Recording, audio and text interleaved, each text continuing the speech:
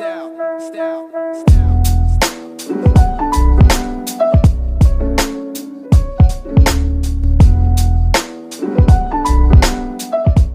right. Today we are here with Bon Jovi's daughter, Jovi Sanders. Now, I'm guessing there's no relation there. None Whatsoever. So, Jovi Sanders, married to Dennis Sanders, and you guys have a church called?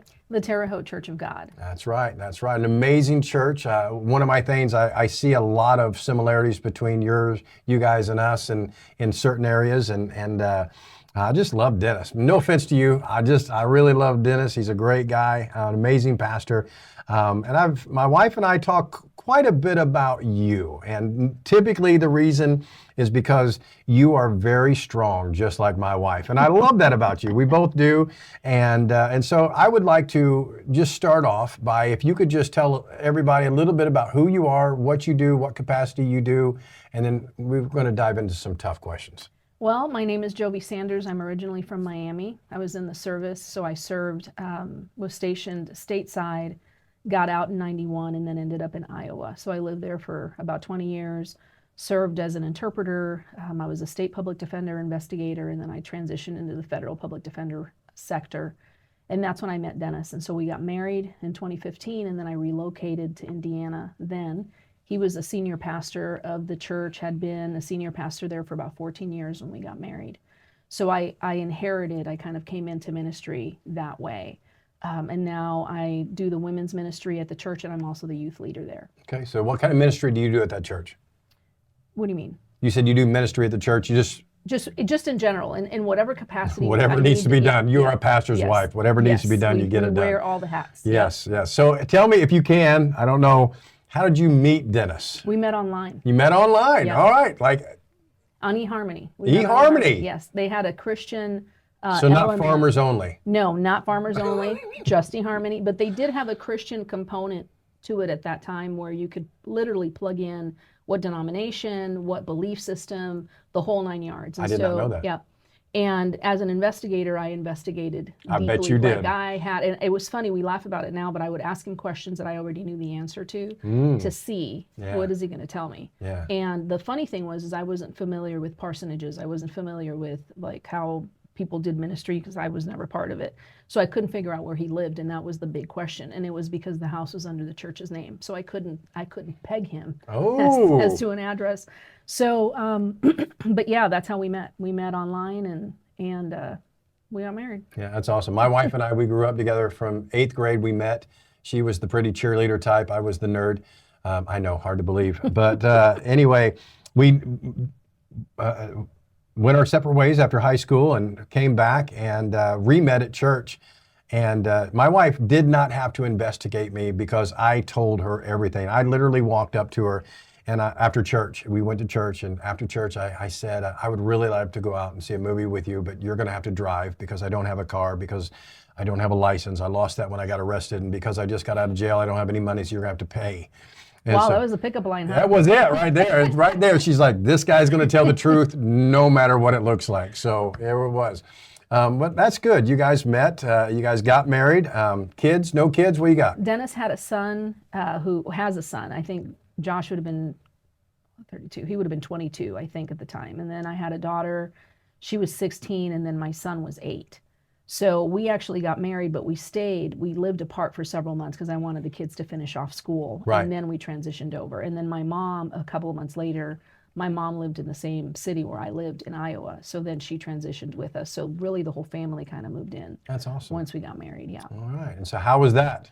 No, it was good until it wasn't. Right. I think the biggest challenge that we faced was the custody issue with my son, fighting the physical placement of him. I had physical custody of him, but the dad and I had a tumultuous relationship, and so trying to work through that was an ordeal in and of itself. And so really trusting that I had heard from the Lord, this is the guy that I want you to marry, and then you're going to have to pick up and move. I had a great job, friends, church. I mean, that was my city, even though I wasn't there. I wasn't a native to Iowa.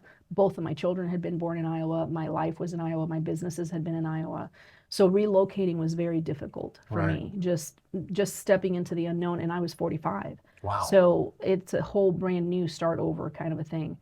And then we got here, and within several months of getting here, my 16-year-old daughter got pregnant.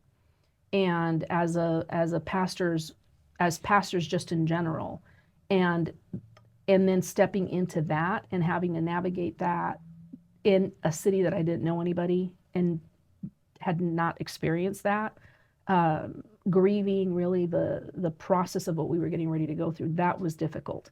And so interject that into a new marriage with a new church and in a new city, very quickly things started to just kind of unravel. So What did that look like? it was very stressful. I mean, there was a lot of arguing, there were a lot of fights. I had been a single parent for about 13 years. And so for me, I remember telling Dennis, like in one of the blowout fights that we had, I remember telling him, I know how to be a mom, but I don't know if I know how to be a wife. Wow. And so, and not just going to make me cry, not just a wife, but a submitted wife. Right. Where I felt like I'm having to choose right now between my kids and my husband. I don't know how to do that. Right. So the fights just got worse and worse, and we're still pastoring. And unfortunately, the church, the reason that Dennis and I had gotten married so late is he had been married for 24 years. There was some infidelity in that marriage, and then he was, got divorced, and we got remarried. So I stepped into a very wounded church because of, unfortunately, the history of the former pastor's wife. So I was navigating an injured lamb, kind of trying to baby step it, and I'm baby stepping the same thing, and I'm bringing my daughter in, and I'm fighting for custody of my son, and we're trying to navigate this marriage, and I was going to school at the time, I was getting my master's, so, and I'm moving my mom, and I'm in a city where I don't know anybody, and I don't know what doctor and who's the obstetrician and what are we and school, and we had to enroll and find a dentist, and how do you get to Walmart? I mean, there were so many new things that just overwhelmed and kind of shut the system down. So what did that do to you? There was a lot of crying and a lot of... Because I mean, just for those people who do not know you, and I jokingly said it in the beginning, but I mean when I say you are a very strong woman. I mean, you served in the United States military. You are a leader in the United States military. You were a leader in your community back home. You are a born leader. No ifs, ands, or buts about it. And so now, like you said, the submission part, that's difficult because you're trying to learn how to navigate all of these new nuances in your relationship, in your new territory. And now these things are affecting you as this very strong, independent woman, now married, trying to be a submitted wife. All these are hitting you really, really hard. How did that make you feel?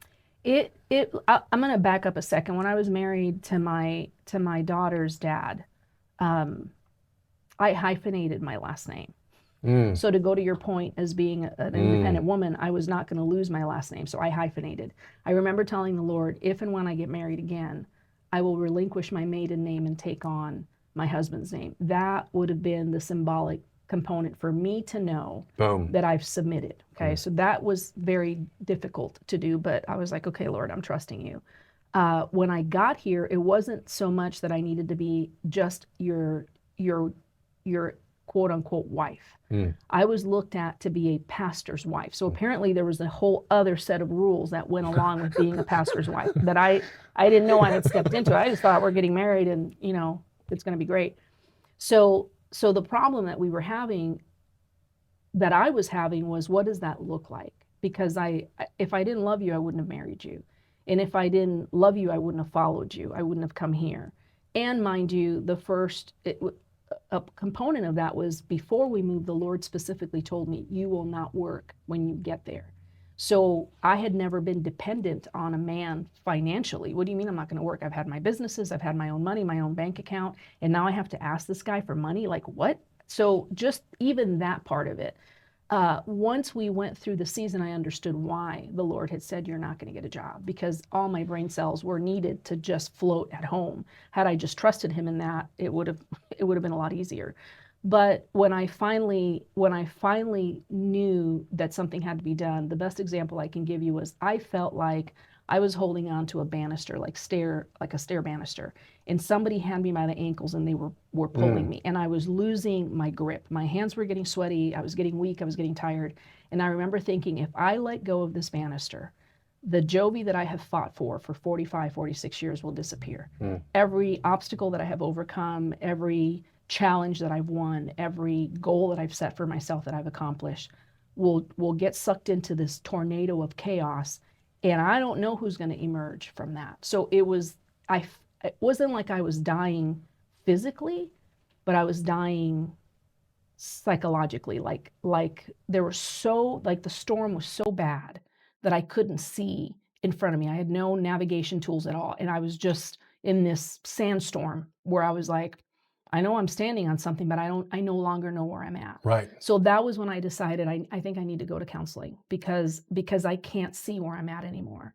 You felt like that proverbial rug was getting yanked out Literally. from underneath. Yeah. And I thought if I slip and fall, I'll lose myself. And this may sound very conceited or self-centered, but I love me. I love who I am. I love the things that I've done. I love me. I love my humor. I love my personality. And I thought if it wasn't an issue of dying to self, and it wasn't an issue of, is God asking me to die to self so a new person can emerge? That it wasn't transitional. It was chaotic. It was like, I'm shutting down. My nervous system is shutting down. My ability to cognitively think myself out of this is shutting down. I couldn't pray. I couldn't think straight. I couldn't emotionally. There's some military PTSD there. So emotionally, once I get to that point and I shut down, then I'm numb. I'm numb for happy, and I'm numb for sad, and I'm numb for anger, and I'm just numb because I can't process anymore. So now I have to function on a flatline basis just to wake up in the morning and be like, there's no abundant life there. Nothing. There's no joy. It's like empty, numb vacuum space kind of. And I thought that there's no way that this is what God promised me. No. There's no way. And unfortunately, normally I would go to my pastor. Yeah. But my husband was my pastor, and he was part of the Right. problem. So I couldn't go to him, and I didn't know how to navigate denominationally. Who's after him? Right. Is there a pastor to the pastor? I don't know what that looks like. So in my head, rationally, the decision was I'm going to have to go see a counselor because I need someone that's outside of the storm to navigate me out of it. Okay. We're going to come back to that. We're going to have to take a really quick commercial break. But when we come back, I want to touch on something you just said, and I got a very important question for you. So real quick, let's go ahead and go to commercial break. Okay. I just want to say, if you like our podcast, if you enjoy the content that's here, just know that this would not be possible if it wasn't for our sponsors. And so I just want to give a shout out to one of our sponsors, Royal Mandarin. I'll tell you, it is without a doubt one of our go-tos for me and my wife. We love to eat there. The food is excellent and the service is great. The owner, amazing. She plays nothing but Christian music every time you're in there. Good stuff. Go check them out. All right. There was some struggle in the home. There was struggle in you were numb. You were emotionally inept, if you will. And you didn't know which way was up, which way was down. You didn't know what to do. You were lost. Normally you would go to your pastor. Now your husband is your pastor. He's part of the problem.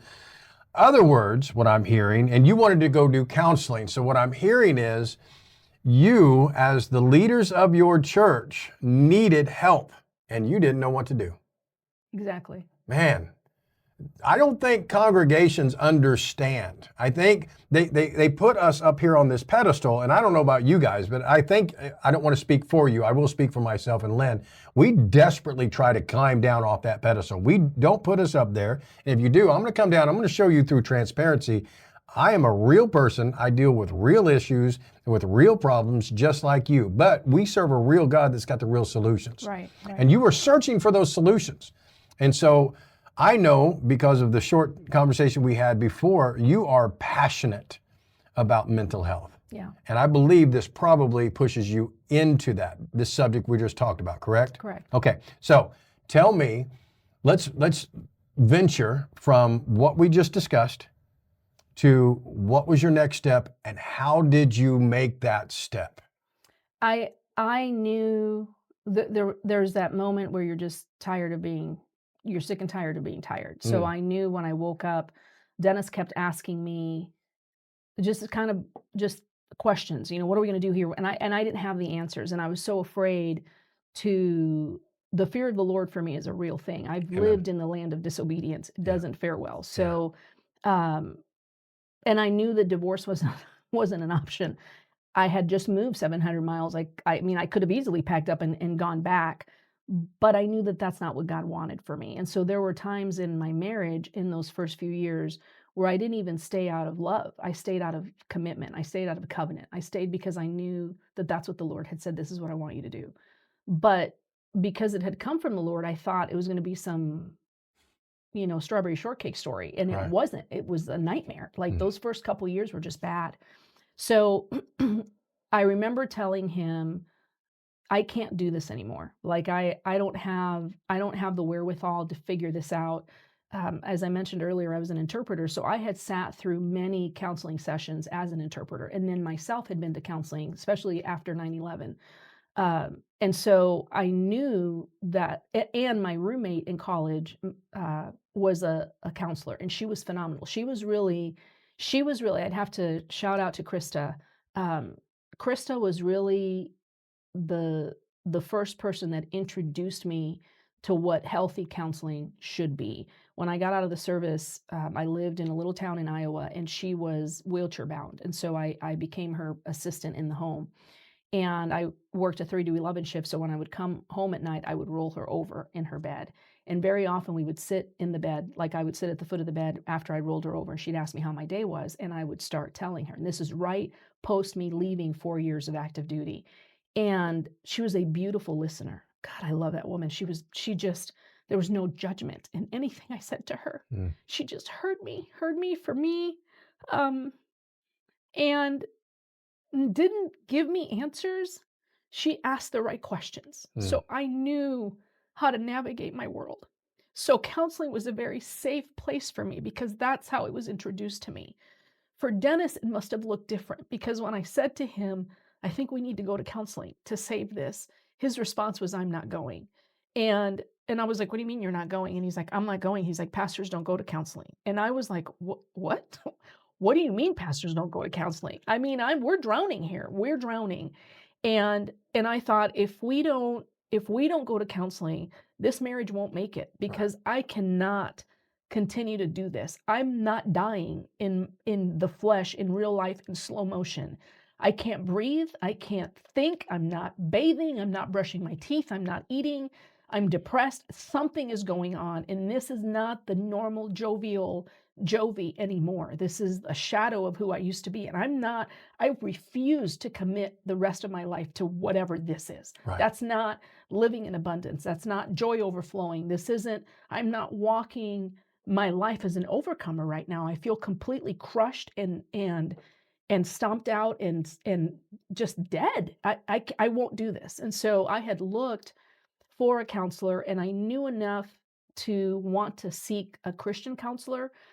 Just because, like I said, because I had sat through different counseling sessions, the majority of them being secular, sometimes the advice that secular counselors give, although good, uh, do not align with my moral compass, my biblical worldview. And so I was like, I'm already in turmoil. I don't need now to get more turmoil when I go to counseling and they give me advice and I can't line that up with the word. And thank you for elaborating on this because that is a very important issue that we try to help all of our congregation understand. If you're going to go to counseling, it is important to go to a Christian counselor. Not that a normal counselor will not help you. They will.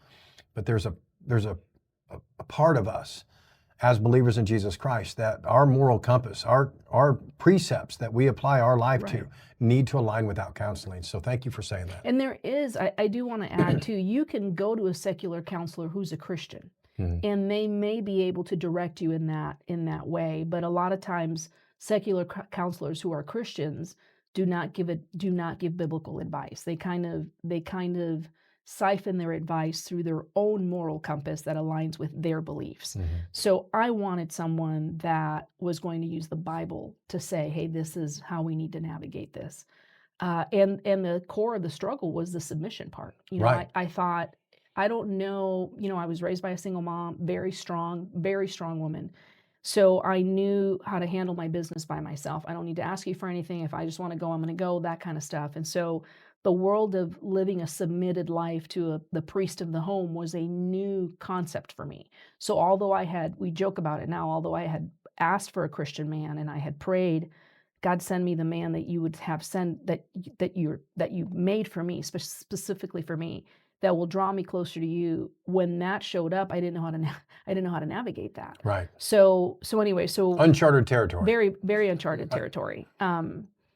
And when you're hurt, sometimes even when you're reading the word, it still doesn't make any sense because I was going to the word, but I was reading and the words were just words on the paper. Like I couldn't filter what they were saying. You weren't in tune. You were distracted. Yeah, and I was really in survival mode at that point. So when you read the word from survival mode, there's only so much you're able to process in that moment. So what I was looking was for someone to help me interpret, what does the word say in this area, and how can that help me navigate out of this storm?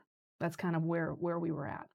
So I found a counselor here in town, and he specialized in counseling pastors specifically, just because the burden of pastors looks different than the average bear.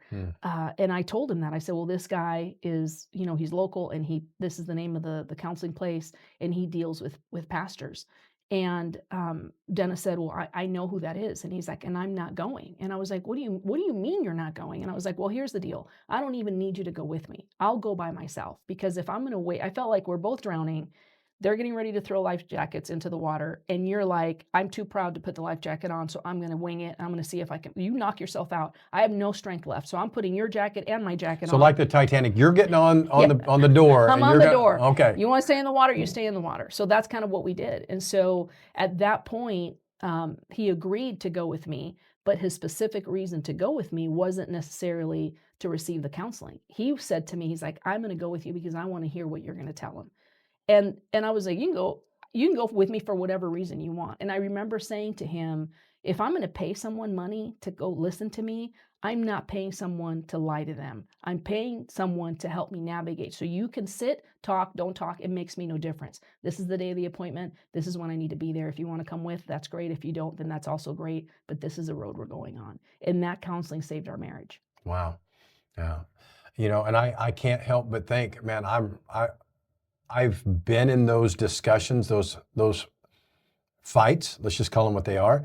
And I would have to say, I would have to have agreed with Dennis on that one. Yeah, I want to go hear what you have to say, because I want to be able to defend myself on what you're going to say against me, because we all so many times when we get in arguments, fights, whatever the case may be, we get so caught up in wanting to defend ourselves that we're not listening to the other side, and not listening to defend, but listening to help. And so I've been there. I have. And so you started going to counseling, and you said it saved your marriage. It did. There were two things that came up three. I'm going to say three. Dennis was a very private person. So, and if you ever talk to him, he can share his story. But even when they went through the marriage struggles that he went through with his first wife, no one in the congregation knew. He really should have sought counseling. They really should have gone to counseling. They should have tried to have people come in and help them.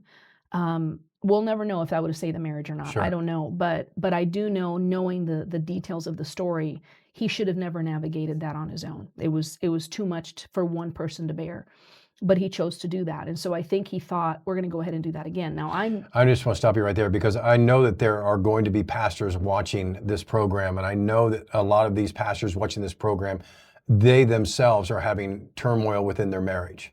And so I want you to say that one more time, just about how, and not necessarily that we have the answer as this would have solved the problem, but the importance of navigating and going and utilizing counseling, what you just said. Yeah, because for us, what counseling did for us was it kind of did a timeout. Yeah. And it's like a ceasefire. I'm throwing a bomb, you're throwing a bomb. I'm throwing a bomb, you're throwing a bomb.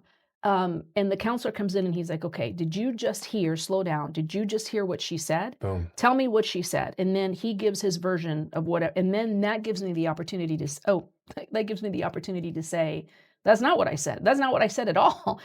How did you hear that? That's not even what I said. We weren't communicating. He was on frequency channel 4 and I was on frequency channel 9. And so we're both talking, but the information wasn't coming across. So the number one thing that we got out of counseling was the art of communication. What does it look like to be an active listener? I'm not listening to defend. I'm listening to understand. Mm. So that was, I need a tissue. That was the number one thing that we were able to get from counseling.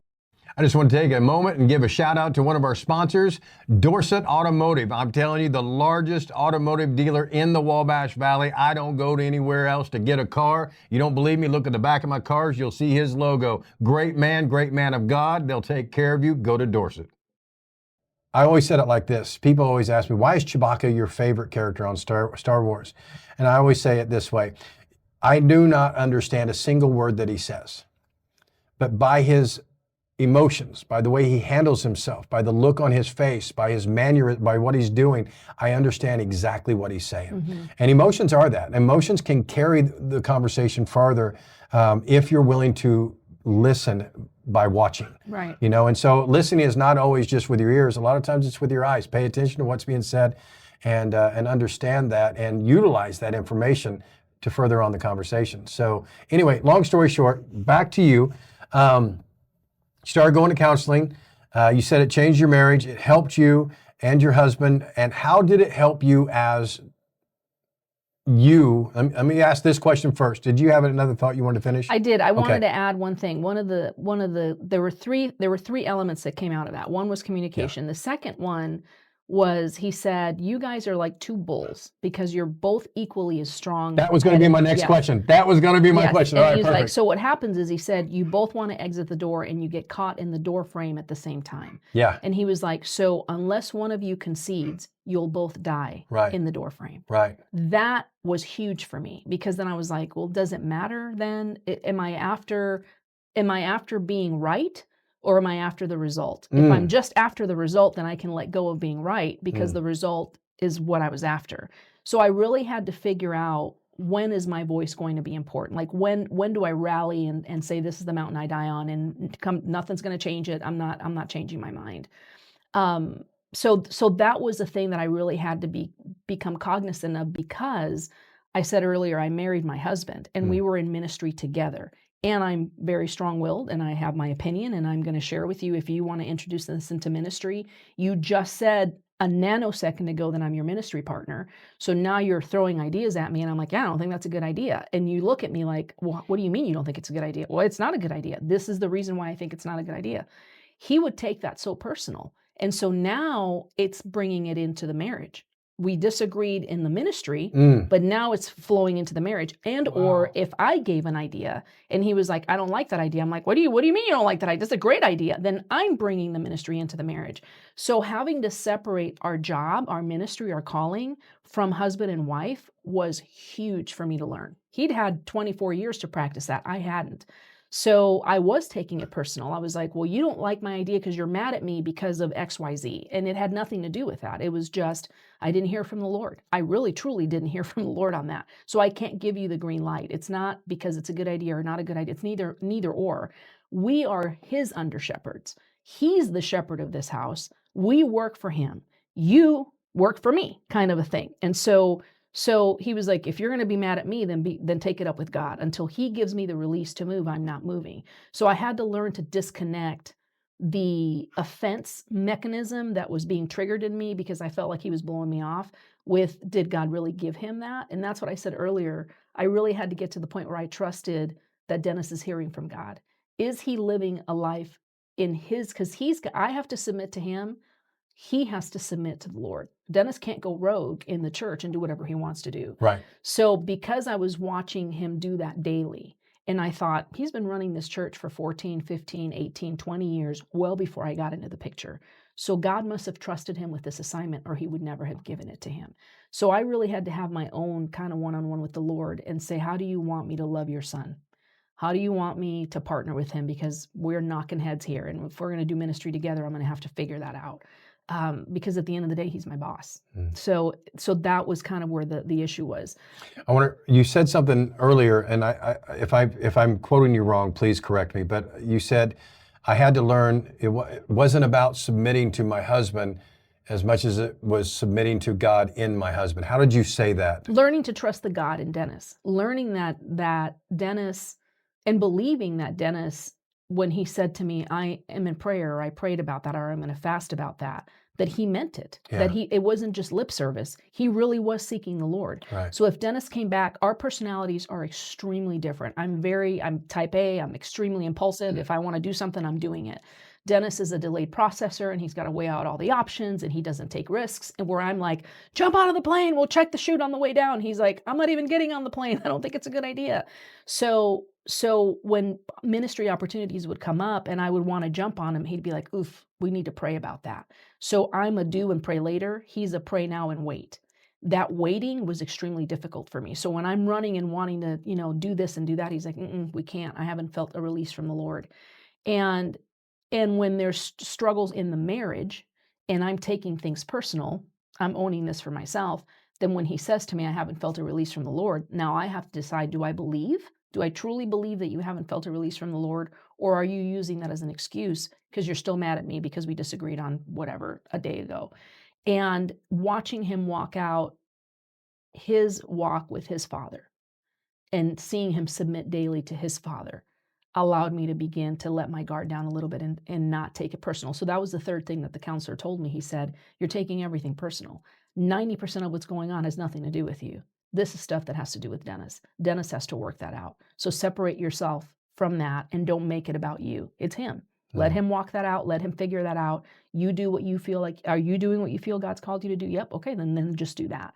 So really those three things over probably a span of about 2.5, 3 years the first time we went to counseling, we went, I think, maybe 3 or 4 times steadily. Phenomenal advice that our counselor gave us on what to do and different triggers, that were coming up. And then about a year later, we went through a new season. And so we had to go back again. And then I went on my own a couple of times just because there was some emotional stuff that I was dealing with that was being triggered by what was going on. And so the unfortunate part was that Dennis was getting the brunt of my own emotional dysfunction and dysregulation. I couldn't navigate. I couldn't bring it down. And the fact that as pastors, you really don't have the privacy to live that out in private. If you go into church and something's wrong, everybody's like, is something wrong? Well, I'm not going to lie to you. Yeah, there's a lot wrong right now. Why don't you just pray for me? That catches people off guard because for the longest time, I think people were like, well, they're going through stuff. Well, don't you go through stuff? Because we're just as human as you are. Yeah, we're going through stuff. Look at all the stuff we have to navigate. We're going through a lot of stuff. I was very open to that. Dennis was not. So, I mentioned earlier when our daughter got pregnant, I didn't know what to do with that. Right. So I went to the leaders of our church and I said, I need you guys to come to the house and I need you to pray inside our home. 2 of the leaders that came over had never physically been inside the house, and they had been in the church since Dennis had been there. So for 14 years, they had never been in there. That's how private Dennis was. And I told Dennis, I said, we can't, this is a Category 5 hurricane. All hands on deck right now. You and I cannot navigate this alone. If we're going to go through this, we need the team to come on board. But I think that's a military mentality is it's one team, one fight. Amen. So I was like, how are we going through this? And these people don't know that we're struggling. I can't do this by myself. Oblivious. Yeah, I had no problem telling the leaders of our church, this is where we're breaking down. We need to come in.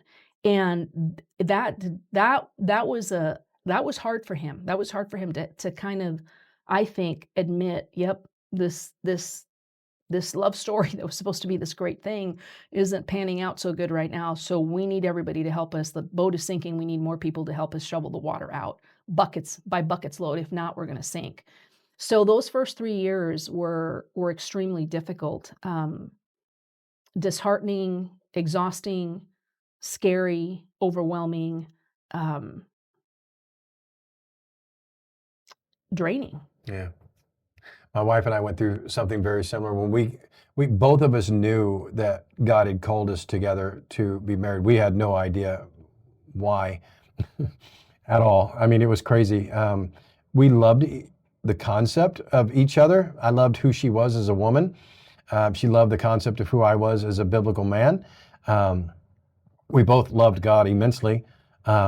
But I was completely opposite of what she was used to, and she was completely opposite of what I was used to. I mean, she was into the professional, business owning, college degree, and here I am, a drug addict, Terre Haute's most wanted tattoo artist, and I was used to dating strippers and and prostitutes, and she was a professional college degreed woman with a high level of intelligence that I couldn't control and manipulate. And so, we were completely opposite of what we were used to, but we both had ventured into a new realm of our lives in Christ. And so through Christ, we knew that this was a union, a covenant that we were to enter into, and we did. And we did it full blast, and with everything we had. And those first 3 years were tough. That's why we got remarried. I say remarried, rededicated, remarried at the 3-year mark, because it took those 3 years to learn who. I'm learning who God is. She's learning who God is. I'm learning who I am in God. She's learning who she is in God. And now at the same time, we're learning who we are together in God. And that took some time. We both came out of the world in our own ways. And so navigating that and coming together in Christ was difficult. But I want to talk about something that we used. I know you used it. We used it as well. We're going to come back to that right after the commercial break, and we're going to talk about that. Okay. Just want to give a really quick shout out to one of our podcast supporters, Real Hacienda. Thank you for great Mexican food. I'm telling you, go there. Trouble in Paradise. Trouble in Paradise. Oh my goodness gracious. I mean, I love my wife. I love my wife. Sometimes I got to say that all day. The more I say it, the more I believe it. But I love my wife. She is my best friend. She is my cohort. Man, I love doing life with my wife. I really do. And I know that you and Dennis are the same way. Yeah. But it's not perfect. I mean, even still today, we've been married now, we're going on our 27th year. I mean, and in 27 years of marriage, we still have days, we still have problems, we still have issues that we're still working through today, just like we are any other day. And so for us, and I'm not going to put this, I'm going to let you say what you want to say. For us, what we have found is that these biblical precepts that I'm sure that when you went through Christian counseling were applied, these biblical precepts, they're not a suggestion. Right. They're not a suggestion. These are not things that God just willy-nilly threw in his word for the purpose of, well, hopefully you'll get it, or if not, try something else. These are put there for a purpose, and that's for us to have together that abundant life. Not just Billy having his abundant life and Lynn having her abundant life, Jovi and Dennis having each individual abundant lives, but us as a married couple, and you and Dennis together as a married couple having an abundant life together, not just for each other. And this is where I want to get to. Not just for each other, but as an example, right? Right. As an example, not just to our church, but to people in the congregation, people in the community. I love it when my wife and I would be sitting there, and the first time I heard it, I was like, what did you just say? And she said, relationship goals. And I said, what does that mean? And she's like, I want one day to have a husband. I want one day to have a marriage like you guys have. I want that. And she was just in the tattoo shop. She was just hanging out with us. But to be able to have that, right, so that when people see it, they identify it as these, whether they understand who Christ is or not, whether they have a relationship with Christ or not, they see a Christ-centered relationship. So with that said, how do you guys achieve that in your marriage? One of the things, it's funny now, it wasn't funny when it was happening, but one of the things that Dennis was adamant about was that he take a day off a week, separate himself. When he first presented that to me, I was like a whole day? What do you mean a day? He's like, well, Friday, we're going to take off on Friday. I was like, what do you mean by take off? Because there's a lot of things I have to do. So are we talking like a date here? Like, what are we talking? And he was like, no, we leave. Like, we're going to leave. We're going to spend the whole day together. Man, for months, we went back and forth on that because I was like, you're wanting like a 10-hour day? You want to spend 10? I'm extremely independent. I love being alone. I love talking to myself. I love going out by myself. I'll go to movies by myself. I'll eat by myself. I don't need people. If anything, I'm an introvert at heart. I can do big groups of people, and then I have to separate myself to kind of recharge. So the idea of spending the whole day with one person was like, that's what? And he was so hurt. He was so hurt by that. He's like, why do you want to spend the day with me? I was like, I see you every day. Like, we go to bed together. Why do we need to spend the whole day? And it was a ministry thing. He's like, because we have to separate, we have to get away from ministry. Now, ironically, we do that. We go away, but the moment we get in the vehicle, we were talking ministry all the way, and we're talking ministry all the way back. And then we'll go places that we're trying to get away from ministry. And the first thought is, man, wouldn't this be cool if the men could do it? Wouldn't this be cool if the youth could do it? So you really don't ever step out of ministry when that's a calling that you have. Call of God is irrevocable. Yeah, it's just, it's always there. Yeah. But so I owe to him, because I can be a workaholic. I'm very hyper focused, and so once I get something in my head, that's all I'll do. I'll work 14 hours for 10 days straight and not even blink an eye, bat, nothing. I'm just like, oh my gosh, this is what I'm doing. Or Dennis is much more paced, and he's methodical about his days, and he programs things out. So I think that's why he's maintained his ability to minister now going into his 34th year. I think he's been in ministry, just because that part of him was always present. So he really is he's the force behind us doing life together, because Joby would run rogue and go right and like remember that I haven't seen him in 4 days, just because that's how my brain works. Dennis is much more relational than I am, to be honest. So what Fridays does for us, or whatever day we end up picking, is it forces us to push ministry out and then concentrate on just him and I. This is what we're going to do today. So whether it's Goodwilling, antique shopping, eating, movies, it doesn't matter what we do as long as we're doing it together. In those times, and I've told him before, I was like, I'm a huge dreamer. Dreaming is free. So I'm just going to dream and we're going to come up with the impossible. He's more linear. He's practical. Like, I'll tell him a dream. He's like, well, we can't afford that. Babe, we're dreaming right now. There's no price. If money was not an option, what would you do? So it really gives us an opportunity to spend time with each other away from the pressures of ministry. And I don't know, I really don't know if that was something that he had done even in his first marriage. And that was something that came about as if maybe we had done this. I don't know. I don't know where that we must do this. Like, we must protect ourselves from being absorbed into ministry all the time. The other thing is that it's too much work to be various people. So I am just me all the time. Okay. I have met people that have a pastor persona, and then they have a different persona. Mm-hmm. So if I see you in church, you're one way. If I see you outside of church, you're another. I don't have time. That's way too many personalities. There are already too many voices in my head to track now another voice where I'm like, who am I today? So I am me all of the time. Right. And I think that genuineness became contagious to Dennis, because I do think that there was a part of Dennis that was, this is Pastor Dennis, and then this is husband Dennis, or this is father Dennis, or this is grandfather Dennis. Dennis is a lot more chill now, where he can just kind of be him. He's funny. I'll never admit that again, but he's funny, intelligent, articulate. And so when that side of him comes out, he needs to feel safe that he isn't going to be judged for just having conversation. And that's something that I didn't understand, because I've always just been me. I've never been multiple people. I've just always been me. So being married, I think, allowed him to someone like me, allowed for that transparency to happen just constantly, because I can't be multiple people.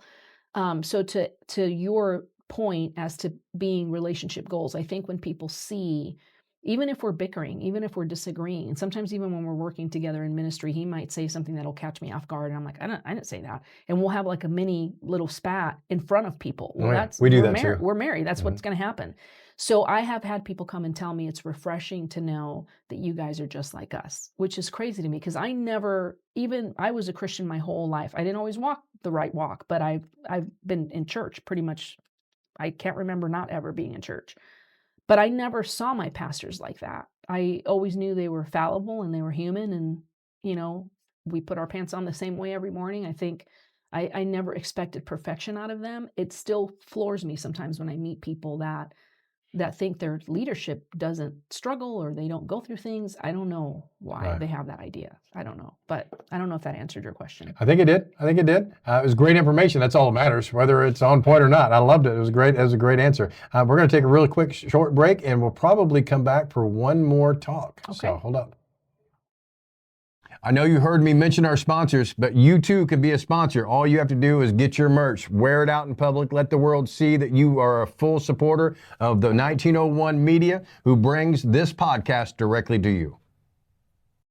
this is it. This is our last session, last part here before we're done. And so I asked you, what is there any one thing that you would like to end with, something that you really want the viewing audience to hear? And you gave me an amazing answer. So can you share what that answer was and then talk a little bit about it? Yeah, I think, now almost 11 years into our marriage, and I will repeat it, if we had not gone to counseling, I'm not so sure our marriage would have made it. Amen. And people say all the time, you don't have a biblical reason. Yeah, let's to back get up. divorced. You just said, and I want to repeat that. You just said, had we not sought counseling, we probably wouldn't have made it. And we are talking about an amazing pastor and an amazing Christian woman. We're not talking about people who are baby Christians. We're not talking about people who are just going through the motions. We're not talking about people who just come in and sit in a church pew once a week and they count that as their walk. I'm talking about people who you work tirelessly unto the Lord. You work to shepherd a church of people,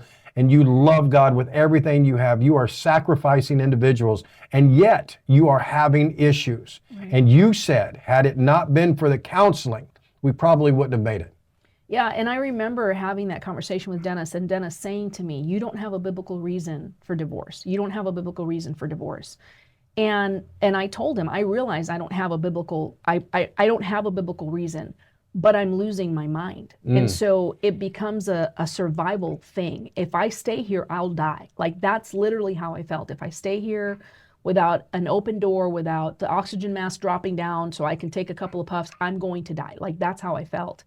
And it had nothing to do with my lack of love or my lack of commitment to him, or not. It had nothing to do with that. It was that flight or fight where I thought, this is falling apart. And it was, the longer we waited, the faster the pieces were falling. Like the earthquake was gaining, power. And I thought, we need to stabilize this right now, or we're not going to make it. My big deal was, if I'm in a hurt state, and you say something to me that pushes me into resentment, will I be able to forgive you?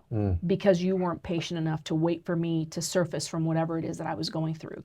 So for me, it was proactive. I don't want to hate you. I don't want to get to the point where I hate you that I cannot unhate you. And we've got to stop. We've got to stop this, because it's progressing in that. And I adore my husband. I would give my life for my husband. So it had nothing to do with not being in love with him. It had everything to do with the makings of the perfect storm had arrived. Right. There were so many components that were outside of the purview of our control. I can't control her. I can't control him. I can't control this. I can't control that. I can only control how I respond and react to what's happening. And you're losing that. And I'm losing that. Yeah. Because I'm in a place where I've never been before. So this, whatever this is, I don't know how to navigate this. So I think in the world of ministry, specifically because we're not just dealing with our own issues, depending on how many people you have in the congregation, and how healthy your congregation is, and how needy your congregation is, and how willing they are to assume responsibility for the things that they've done. Those things, whether we want them to or not, fall on the shoulders a lot of times of your upper echelon in leadership, your senior pastors, your associate pastors. Studies have shown that if the pastor is already at a burnout rate, they can't deal with that. And then if you pile on more to that leader sinks. So now that leader has to choose, do I show up for the church or do I show up for my family? Because I cannot show up for both. Can't. And that's kind of where we were. In that moment, I had to choose my family. I choose to show up for me, and I choose to show up for them before I show up for the church. I can't help the church if I'm not healthy. There you go. I can't. So that was the cry of help that I had, was we need to get help if we are to help them. There you go. We cannot continue to do what we're doing because we're drowning here. Right. Anybody else jumps in the water, I'm sorry, but you're probably going to drown because I can't help you. So my advice to those that are in ministry is, there's nothing perfect about being called into leadership. Nothing. There's nothing. Look at the disciples. Yeah. Look at the, and everybody comes from a different background. And so knowing self to the point where this is the threshold. If if we cross into this parameter of the threshold, we're in danger. So navigate this with what we have and be aware of what you can and you can't do. Amen. Know your strengths, know your weaknesses. When things get a little bit topsy-turvy, there's nothing stronger than someone that can admit, I'm weak. To me, that's the strongest statement that you can say is, I can't do what you're asking me to do. Right. They can help me do it. So let me go there and get the help that I need. And then I can come back and share with you and teach you and lead you. And if I can't, he can help you too. Amen. We, as a church, we pay for counseling for our congregation. We meet with people. And if after the first session of meeting with people, we're like, there's no way we can help you with this, we will pay for the first 3 sessions for them to go seek a counselor. Wow, that's good stuff. Because we realize I don't have the tools. My job is as gatekeeper to mental health issues is to figure out, okay, how can I help you? Let's look at the situation. Let's assess it.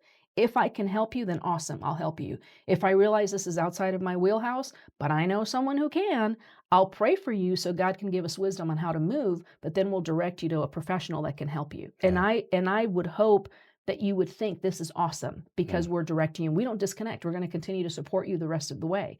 But I think for those in leadership who want to do something that they're not trained to do, that that is sinking them more because we're piling on more issues on ourselves, is dangerous. Ministry is hard enough as it is, just living your life on your own. Now you're taking on the responsibility of everybody else's mental health on top of that, which is extremely dangerous topic for another time. But I think my parting words of advice would be, there's nothing perfect. Your pastors aren't perfect. They're human the same way that you are. I mean, I strive for perfection. No, I'm just going to stop right there. I'm sorry. Go ahead. That's hard to say it. I'm like, no, don't say it. Don't say it. But I think being transparent enough also with your congregation to let them know. Yeah, 100%. Hey, we need prayer. Right now we're struggling. We need prayer. We need prayer in this area. We need prayer in this area. Are we a perfect marriage now? No. But are we 150 million% better than where we were when we started? Absolutely. Amen. No doubt about it. That's awesome. That's good stuff.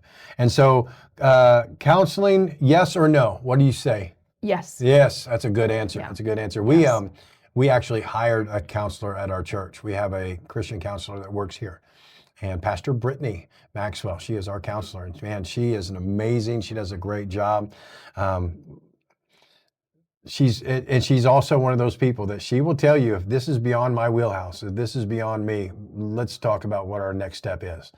And so I'm glad you said that too, that you do counseling, but then to be able to recognize those moments where it's like, okay, this is beyond me. And there are some things that we've noticed, when I was doing research for my own studies, what came out was that a lot of pastors are afraid to say no because they feel like the person will leave the church if they can't help them. Mm-hmm. And so one of the main ways to minimize that is from the pulpit.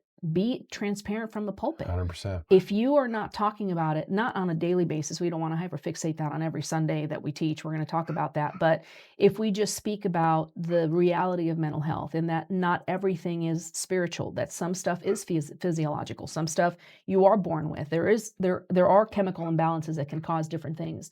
I think if we normalize that and remove the stigma off the table that Christians can't be depressed and Christians can't have anxiety and Christians shouldn't have trauma and Christians, the list goes on and on. It relieves the pastor from being able to say, hey, I can help you on the spiritual side of this, but this is psychological. Amen. And a lot of times when you deal with the psychological, then we can address the spiritual. Come on. But we can't even address the spiritual because you're hung up on the psychological. I can't help you there. Right. So really just prioritizing those things and figuring out what you can do and what you can't do. There's no shame. And if they leave the church, then they leave the church. Be okay with them leaving the church. Right. You did everything you're supposed to do. Yeah. All right. Well, Jovi, thank you so much. Are you sure you're not related to John Bon Jovi? I mean, I'm just absolutely, because I'm going to say no. You're saying, all right, I just had to try one more time. That was my wife's boyfriend for years. She, you always have that one that said, I know I can't, but if I could go out on a date, I would go out with John Bon Jovi. So much so that every time that his songs would come on the radio when my son was little, he'd say, turn him off. I can't stand him. That's my wife or my mom likes him or whatever. It was just so funny. But yeah, mine, I'm trying to remember who was mine, Devin. It was Gwen Stefani. He's not going to answer me. He just got his headphones on. Anyway, so thank you for putting up with my dogs. You're welcome. And I love the fact that Vader did not interrupt you at all. He's back there barking, but you did not faze you at all. That shows me how great of a mom you are and how great of a soldier you were, because you could work past the noise and you could get the mission accomplished. So thank you for that. My wife and I would definitely, if she was here, we would say we love you both so much. We really do. We love you guys. And so I know we've got Dennis we're going to be doing a podcast with, and then I would like to fill all 4 of these chairs with you and your husband and me and my wife, and do a little bit of marriage talk, this, that, and the other, and or kind of like what we talked about with pastors in the church and imperfections and all these other things and how to deal with it. So sounds good. Sound good? Yeah. All right. Hey, I'm going to ask you to do the same thing I ask everybody. Pray us out, will you? All right. All right. Father God, we just thank you today, Lord. We thank you for the opportunity to be able to spend time together, elaborating on things that are important for your bride. Father, I thank you for the gifts and callings that you've placed with Pastor Billy, Lord Father, in the ministry that he has. And I pray that you give him just clear discernment on how to move forward. God, as you expand the horizon before him, Lord, as you begin to show him new things and give him new insight and have those divine epiphanies that hit us in the middle of the night, Lord Father, that they do so with such clarity that he just knows what steps to take, when to take them, and when to hold back.